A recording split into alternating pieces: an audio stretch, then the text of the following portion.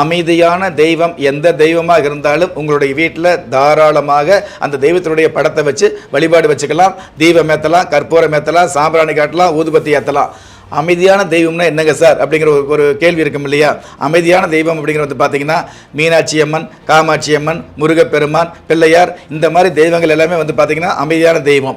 இதில் ஆங்காரமான தெய்வம்னு சொல்கிறீங்கன்னா என்ன சார் அப்படின்னு எடுத்துக்கிட்டோம் அப்படின்னா, ஆங்காரமான தெய்வம் அப்படிங்கிறது துர்க்கை அம்மன் சம்மந்தப்பட்டது. அதே மாதிரி வந்து பார்த்தீங்கன்னா இப்போ வந்து சமீப காலத்தில் வந்து பார்த்தீங்கன்னா வாராகி அம்மன் வழிபாடு அதிகமாக வந்துட்டு இருக்குது.